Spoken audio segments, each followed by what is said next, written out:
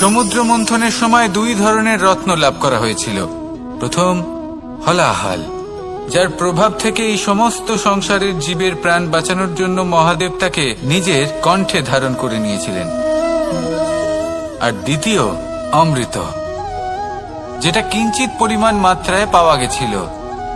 কখনো কখনো জীবনে এমন কোনো বস্তু যা আপনি প্রয়োজনের থেকেও অনেক বেশি মাত্রায় ভোগের জন্য লাভ করে থাকেন, তা আপনার জন্য বিষ প্রমাণিত হতে পারে।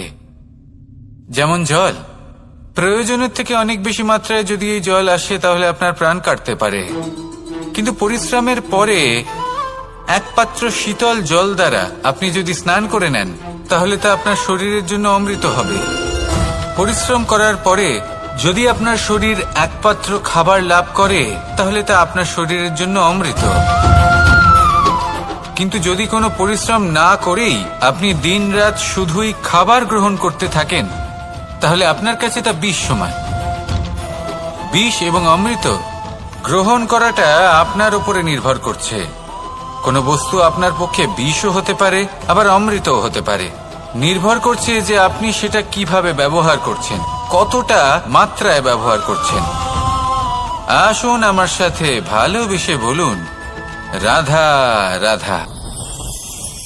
যতক্ষণ আমরা এই সংসারে জীবিত ততক্ষণ আমাদের সাথে সবকিছু থাকে। আমাদের ধন, সুখ স্বাচ্ছন্দ্য, আমাদের মিত্রগণ, আমাদের পরিবার, এই সমাজ, এই সবকিছু আমাদের সাথে থাকে। যেদিন আমরা এই সংসারকে ত্যাগ করব, এদের মধ্যে কেউ আমাদের সাথে যাবে না। না ধন, না স্বাচ্ছন্দ্য, না সম্পত্তি। এই সকল মানুষ, এই সমাজ, এরা শুধুমাত্রই শ্মশান পর্যন্ত আমাদের সাথে থাকতে পারবেন।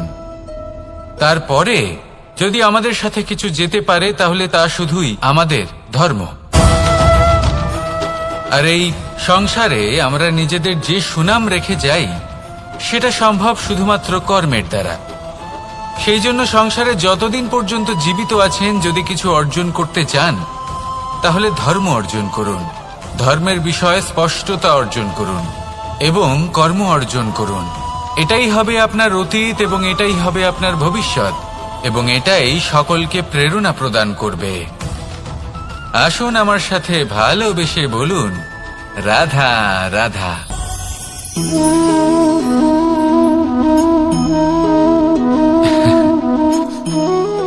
ঘুমের মধ্যে আমরা বিভিন্ন ধরনের স্বপ্ন দেখি, কিছু সুখের, কিছু দুঃখের, কিছু অত্যন্ত ভয়ানক। কিন্তু সত্যি কথা বলতে এর উপর আমাদের কোনো নিয়ন্ত্রণ নেই। কিন্তু আমি এমনও কিছু ব্যক্তিকে দেখেছি যারা খোলা চোখে স্বপ্ন দেখেন এবং তা যাপন করেন। নিজেদের একটা আলাদা স্বপ্ন নগরী আছে ওনাদের, সেখানেই জীবন যাপন করেন। আসল বাস্তবটা কি তাতে ওনাদের কিছুই যায় আসে না। এমন কিছু মানুষ আছেন যাদের কাছে বিন্দুমাত্র জ্ঞান নেই।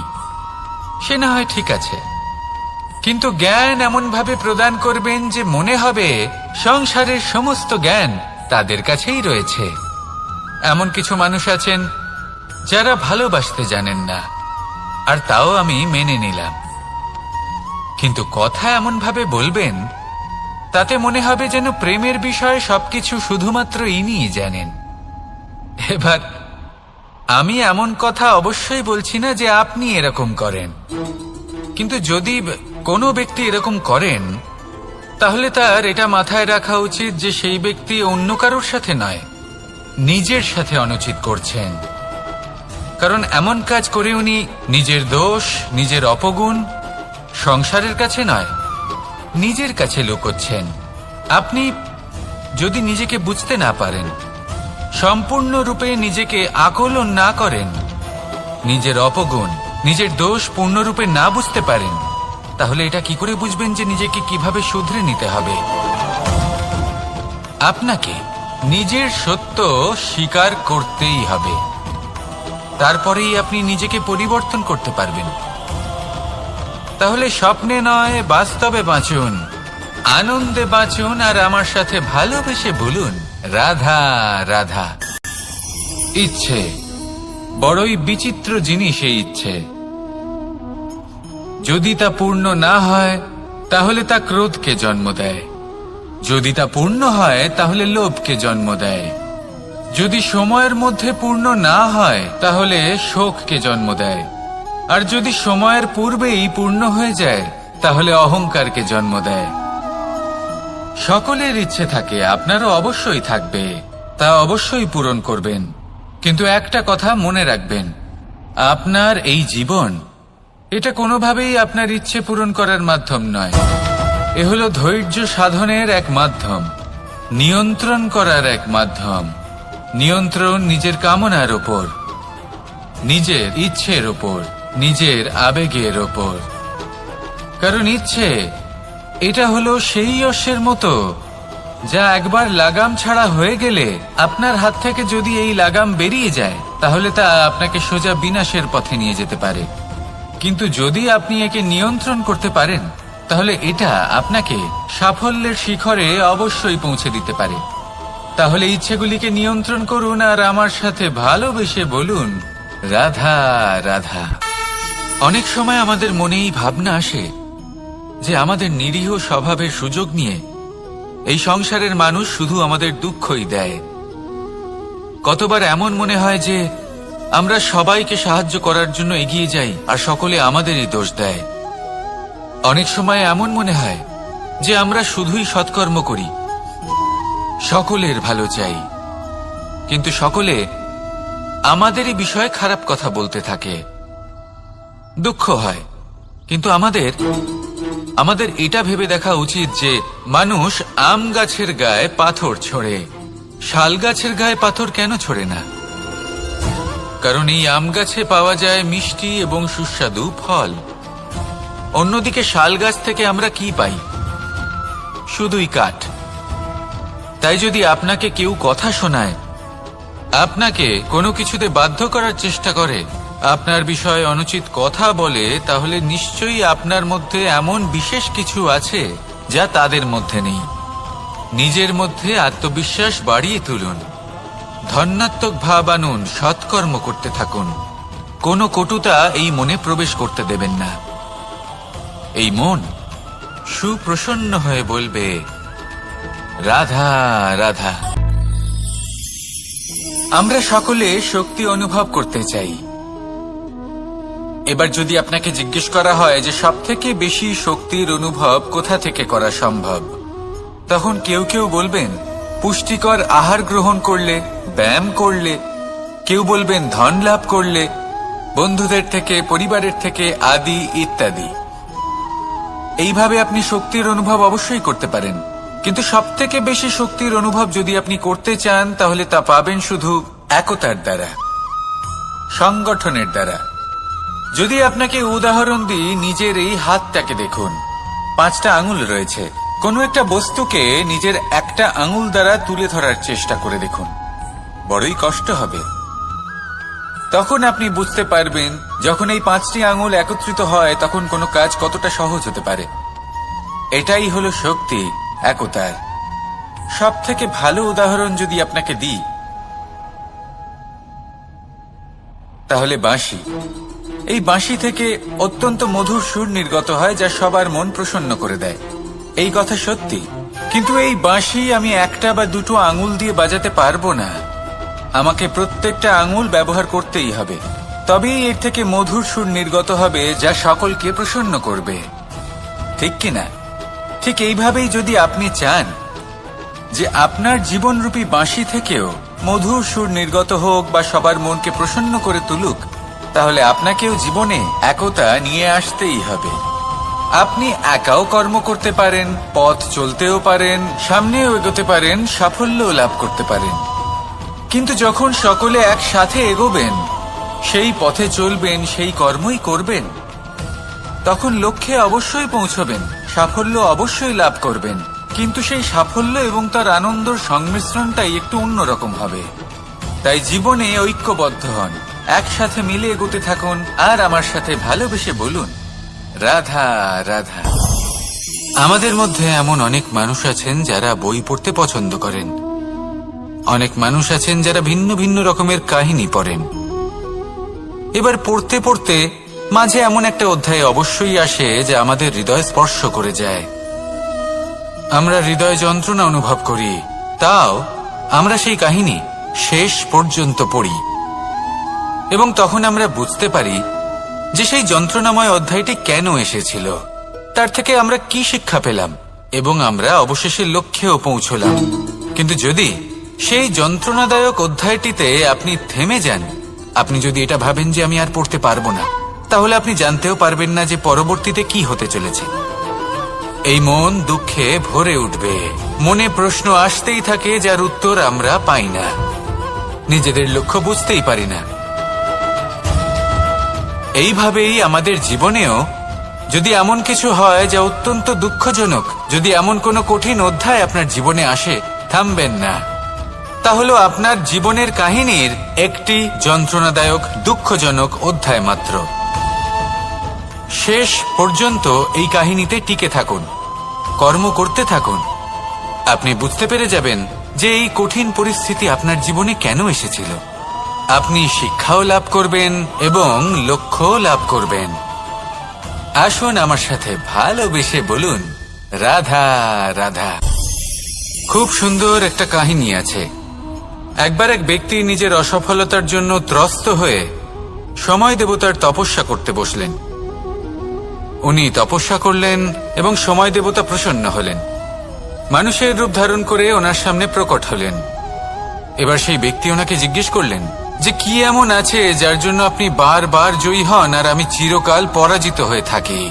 কেন এত পরিশ্রম করা সত্ত্বেও আমি সাফল্য লাভ করতে পারি না?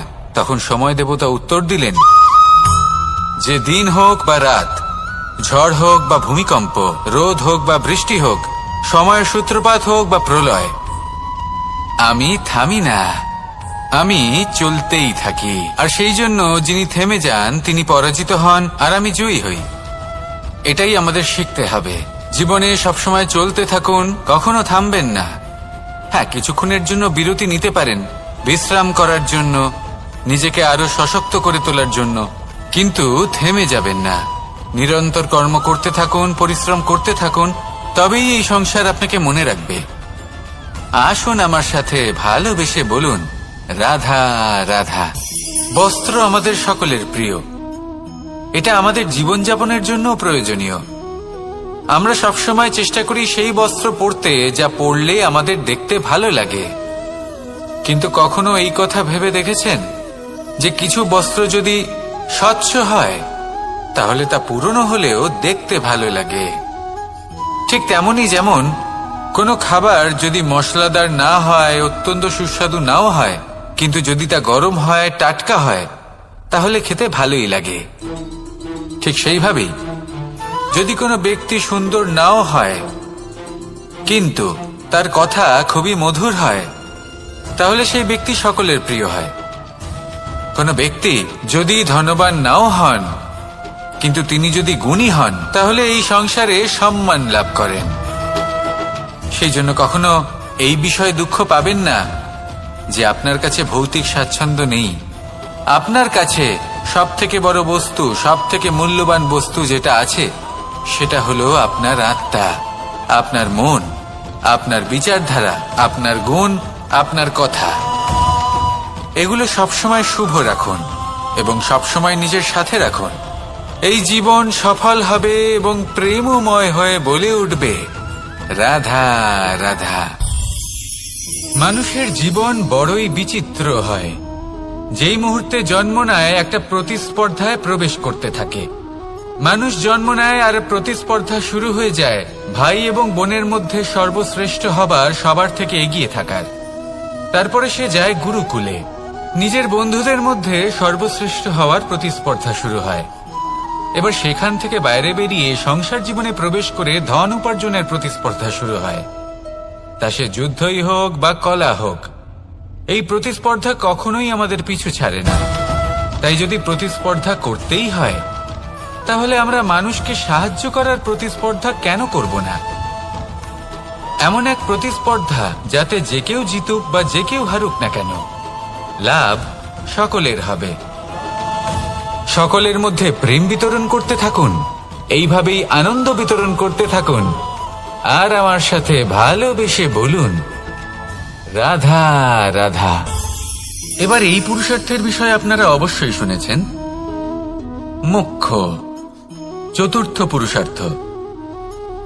আপনারা কি জানেন এই মোক্ষ আসলে কি? ধর্ম, অর্থ, কামনার পালন করতে করতে মৃত্যু লাভ করা, এটাই কি মোক্ষ? না, মোক্ষ হলো সেটাই যা জন্ম এবং মৃত্যুর ঊর্ধ্বে। প্রত্যেক ব্যক্তি, প্রত্যেক জীবই সংসারে কোনো না কোনো বিশেষ প্রয়োজনে আসে। ধর্মপথে, সৎপথে অর্থ উপার্জন করা, প্রয়োজনকে পূর্ণ করার চেষ্টা করতে করতে সেই প্রয়োজনকে পূর্ণ করা তাকে মুক্তির পথে নিয়ে যায়, যা হলো মোক্ষ। যদি এই মোক্ষ লাভ না হয়, তাহলে মানুষ জন্ম এবং মৃত্যুর এই চক্রে বারবার ফিরে আসবে। তাই নিঃস্বার্থভাবে সদ্ভাব নিয়ে কর্ম করুন, সকলকে ভালোবাসুন, আর আমার সাথে বলুন, রাধা রাধা। জল এ হলো জীবনের আধার, পঞ্চতত্ত্বের মধ্যে একটি, আর অত্যন্ত বিশেষ। এর থেকে অনেক বড় শিক্ষা পাওয়া যায়। এই জল গন্তব্যের বিষয়ে এর স্পষ্ট ধারণা আছে। ও জানে ওর লক্ষ্য কি, আর প্রয়াস করে ততদূর সে পৌঁছেও যায়। এটি পর্বত থেকে বয়ে নিচে নেমে আসে, নদীর সাথে সমাহিত হয়ে তার সাথে বয়ে চলে, চিরসবুজ বনানী গড়ে তোলে, প্রাণীদের তৃষ্ণা নিবারণ করে, সামনে এগিয়ে চলে, মানুষের সাথে মিলিত হয়।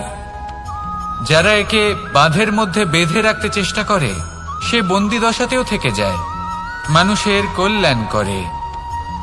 তারপর বাঁধ থেকে মুক্তি পেয়ে এগিয়ে চলে, কোথাও ধাক্কা খায়, কোথাও বাধা পড়ে, কোথাও যদি পথ খুঁজে না পায়, তাহলে পথ খুঁজেই নেয়, আর যেখানে পথ থাকে না সেখানে পথ বানিয়ে নেয়, আর শেষ পর্যন্ত নিজের লক্ষ্যে পৌঁছেই যায়, অর্থাৎ সমুদ্রে গিয়ে সমাহিত হয়ে যায়।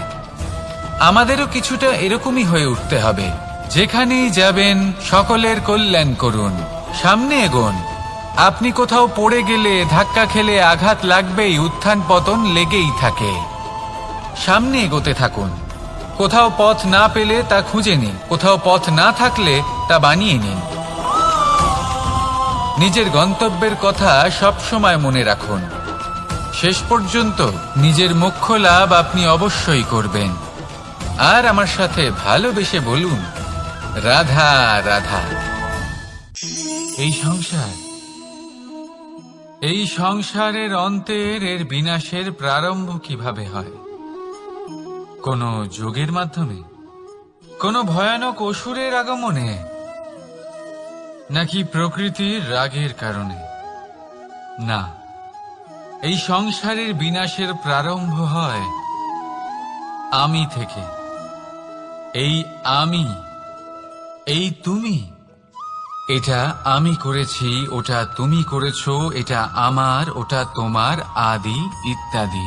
এই ভাব যখন মনে বাসা বেঁধে নেয়, সর্বপ্রথম ঘর ভাগ হয়, তারপর বসতি, তারপর প্রাণ, আর তারপর দেশ, আর সবার শেষে সমস্ত সংসার ভাগ হয়ে যায়। আর এই ভাগ হয়ে যাওয়া শেষে মনোমালিন্যে পরিণত হয়। এখন এমত অবস্থায় কি করা যেতে পারে? কিভাবে বাঁচা যায় এই পরিস্থিতির থেকে?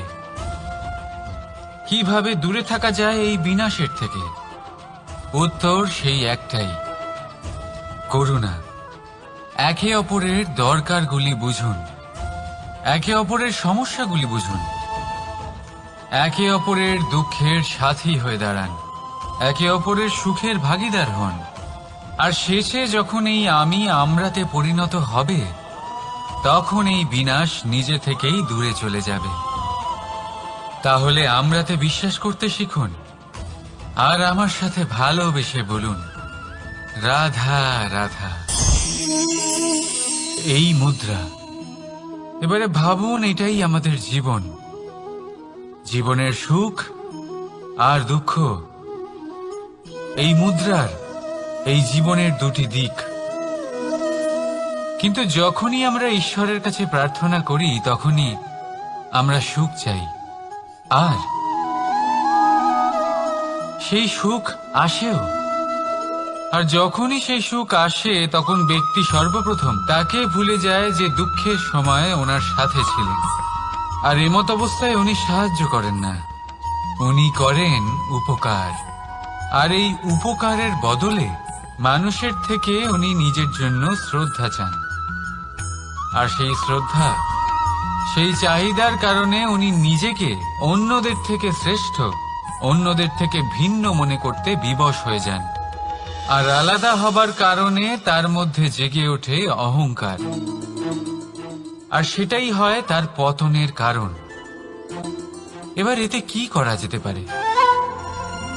কি চাওয়া যেতে পারে ঈশ্বরের কাছে? এই প্রশ্ন অবশ্যই মনে আসে। ঈশ্বরের কাছে চান সুখ, শুধুমাত্র ততটাই যাতে অহংকার না আসে, আর দুঃখ ততটাই যাতে শ্রদ্ধা না চলে যায়। রাধা রাধা। এই সংসারে এমন কিছুই নেই যা সব সময় একই থাকবে। যা কিছু নির্মাণ হয়েছে তা একদিন অবশ্যই ভেঙে পড়বে। কিন্তু এই ভেঙে যাওয়ার বিশ্লেষণ আপনি কিভাবে করবেন তা আপনার উপরে নির্ভর করছে। ওই আকাশের দিকে তাকান, ওই মেঘ, ওটাও ভেঙে পড়ে, কিন্তু নিজে ভেঙে পড়ার সাথে বর্ষাকে তৈরি করে যায়। মাটির ডেলা অবশ্যই ভেঙে পড়ে, কিন্তু ব্যবহারযোগ্য মাটির রূপ নিয়ে। এই ধরিত্রীর বুকে কোনো এক বীজ যখন ভেঙে পড়ে তখন ধরিত্রীর উপর এক বিশাল আকারের বৃক্ষ নির্মাণ করে। যদি জীবনে কিছু ভেঙে পড়ে তাহলে নিরাশ হয়ে পড়বেন না, নিজের সাহস হারাবেন না। ধনাত্মক দৃষ্টিভঙ্গি দিয়ে দেখতে চেষ্টা করুন। মনে করুন নিয়তি নিশ্চয়ই আপনার জন্য আরো ভালো কিছু ভেবে রেখেছে, যা ভবিষ্যতে আপনার প্রতীক্ষা করছে। ধনাত্মক চিন্তা ভাবনা করতে থাকুন, তারপর দেখবেন শ্রেষ্ঠ রচনা নিজেই তৈরি হবে। রাধা রাধা। চলতে থাকা, থেমে যাওয়া, বিশ্রাম নেওয়া, তারপর দম নিয়ে পুনরায় দাঁড়িয়ে পড়া, আর তারপর আবার সেই পথ চলা। এটা জীবনের অভিন্ন এক অঙ্গ, এটার থেকে আপনি পালাতে পারবেন না। কিন্তু এই অঙ্গকে আপনি নিজের জীবনে কিভাবে প্রয়োগ করবেন, কিভাবে তাকে কাজে লাগাবেন, সেই সিদ্ধান্ত আপনাকে নিতে হবে। যারা হেরে যান তারাও জীবনে থমকে যান, আবার যারা জেতেন তারাও দাঁড়িয়ে পড়েন। যারা হেরে যান তারা হাঁপিয়ে দাঁড়িয়ে পড়েন, যারা জিতে যান তারা দাঁড়িয়ে পড়েন সেই সর্বোচ্চ স্তরে পৌঁছে গিয়ে। এবার দাঁড়াতে তো আপনাকে হবেই, তা হতেই হবে। কিন্তু কখন কিভাবে দাঁড়াবেন, ক্লান্ত হয়ে নাকি সর্বোচ্চ স্তরে পৌঁছে গিয়ে, সেই সিদ্ধান্ত আপনার।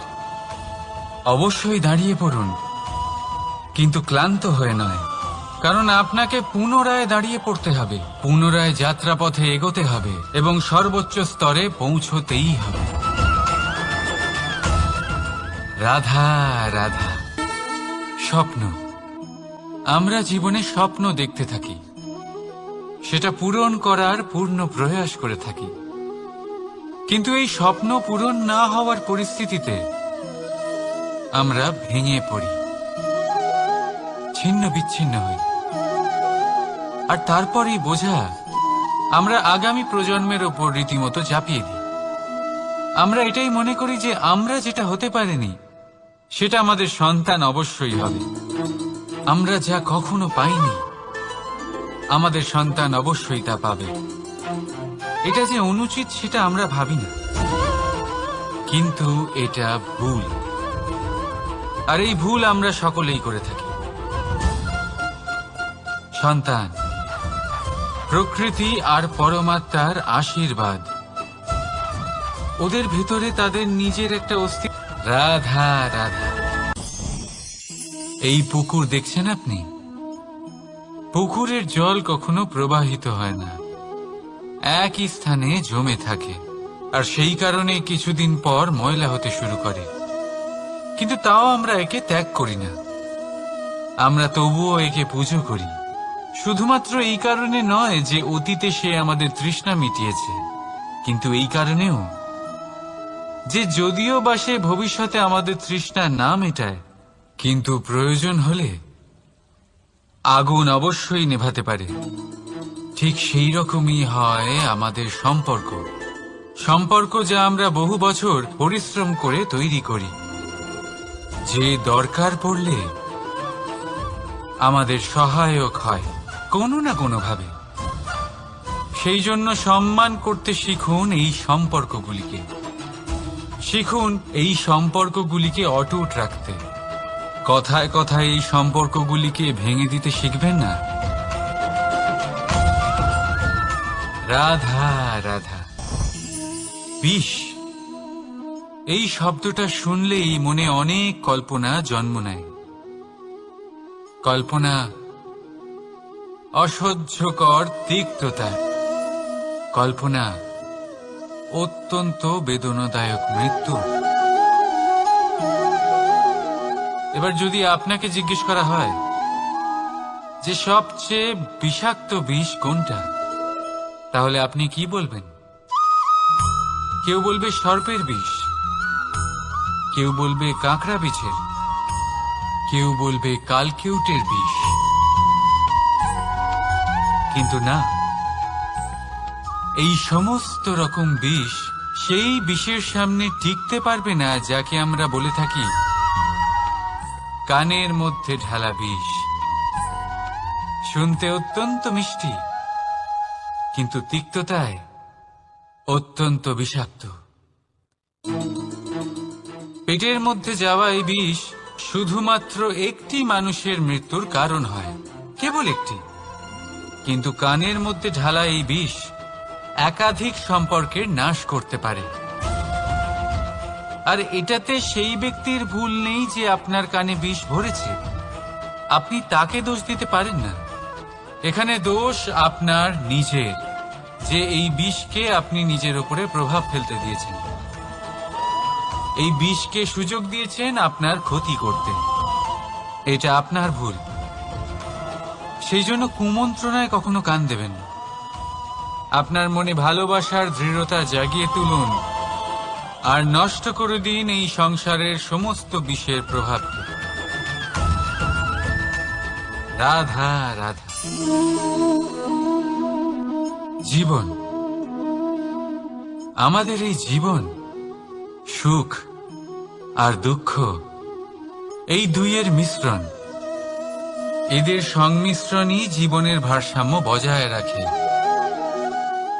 এখন এই সুখ, সুখ এমন এক বস্তু যাকে সবাই খুঁজে চলেছে। দুঃখ এমন এক অনুভূতি যা সবার কাছে আছে। আমাদের প্রত্যেকের জীবনে সুখ আর দুঃখ আসতে থাকবে আর যেতেও থাকবে। এটা অবশ্যই জীবনে থাকবে, কিন্তু সফলতা, এটা সবার জীবনে আসে না। কেন?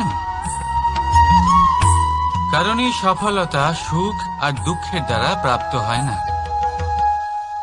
সফলতা প্রাপ্ত হয় নিজের উপরে বিশ্বাস করতে থাকলে।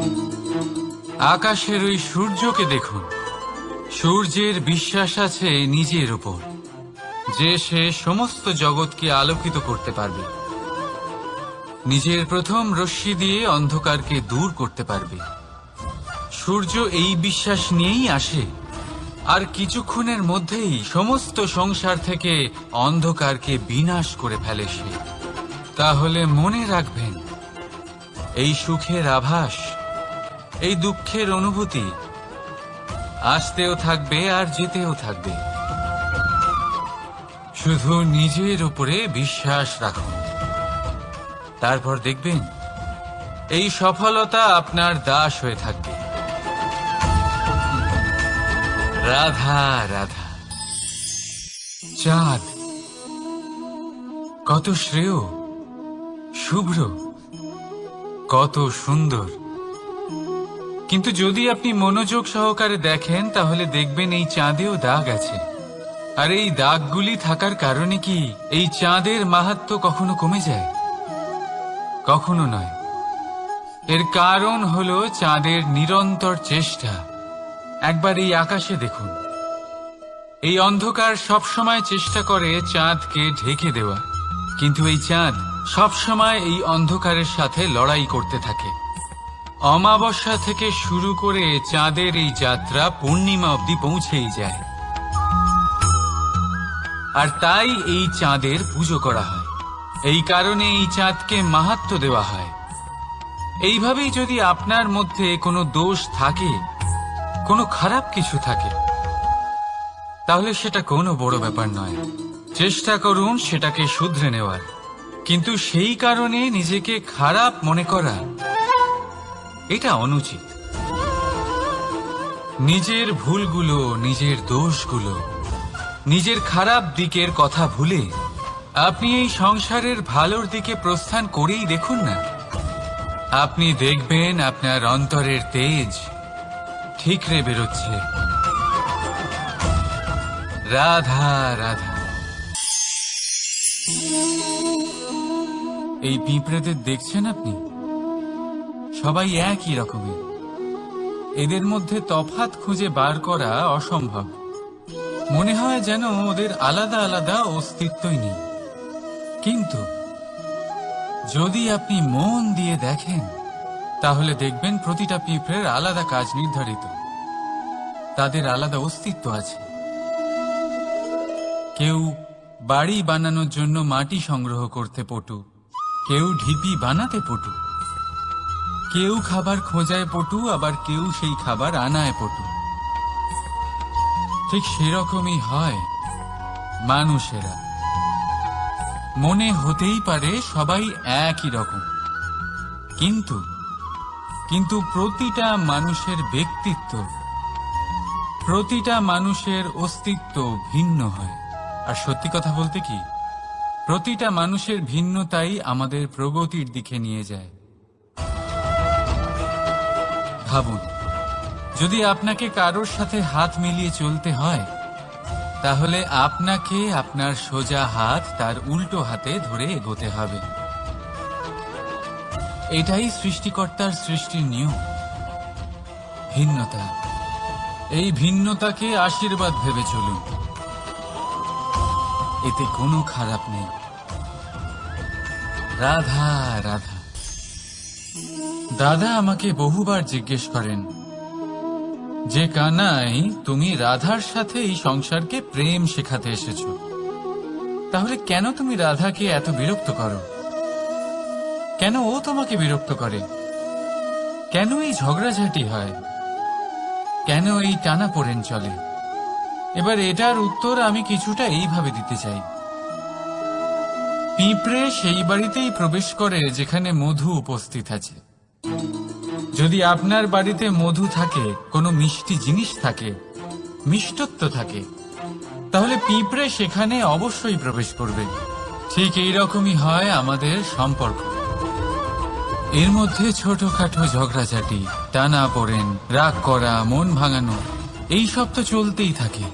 বিশেষ করে সেই সম্পর্কগুলিতে যেখানে মিষ্টত্ব আছে। মনে রাখবেন, যেই সম্পর্কে কোনো খুনসুটি নেই, রাগ করা, মান ভাঙানো নেই, কোনো ছোটখাটো ঝগড়াঝাটি নেই, সেই সম্পর্ক শুধুমাত্র মস্তিষ্ক দিয়ে পালন করা হচ্ছে, মন থেকে নয়। তাই মন থেকে ভালোবাসতে শিখুন। আর এই ছোটখাটো ঝগড়াঝাটির, এই অম্ল মধুর খুনসুটির আনন্দ উপভোগ করুন, কারণ এতেও ভালোবাসা আছে। রাধা রাধা। এই পুস্তক বড়ই কাজের জিনিস। কাহিনী হোক, কবিতা হোক, স্মৃতি হোক, এতে যাই লিখে দেবেন তা ভবিষ্যতের পুঁজি হয়ে যাবে। কিন্তু যদি কখনো এমন হয় যে এই পুস্তক ময়লা হয়ে যায়, বা যদি কোনো পাতায় আপনি ভুল করে কালি ফেলে দেন, বা কোনো বাক্য লিখতে গিয়ে আপনি ভুল করে ফেলেন, তাহলে আপনি কি করেন? সেই পুস্তক কি আপনি তুলে ফেলে দেন? না, তাই তো। শুধু একটা পাতা ছিঁড়ে ফেলেন যাতে সেই পুস্তক সঠিক থাকে, সুন্দর হয়ে ওঠে। এই পুস্তকের মতোই হয় আমাদের সম্পর্ক। তার সেই এক পাতা একটা ভুল। তাই যে কোনো সম্পর্কে যদি কারোর কোনো ভুল হয়ে গিয়ে থাকে, তাহলে সেই ভুলকে সম্পর্ক থেকে দূরে করা সঠিক হবে। সেই ভুলকে ভুলে যাওয়াই সঠিক হবে। সেই সম্পর্ক ভাঙা নয়, সেই সম্পর্ক সামলে রাখুন। কারণ ভুল তো সবার দ্বারা হয়। যদি এরকম করেন, তবেই জীবনরূপী পুস্তক আরো সুন্দর হয়ে উঠবে। একে অপরকে ক্ষমা করতে শিখুন, একে অপরের ভুলকে ভুলে যেতে শিখুন। তারপর দেখবেন এই জীবনে আরো আনন্দ আসবে, আর এই সম্পর্ক নিঃশ্বাস নিতে থাকবে। রাধা রাধা।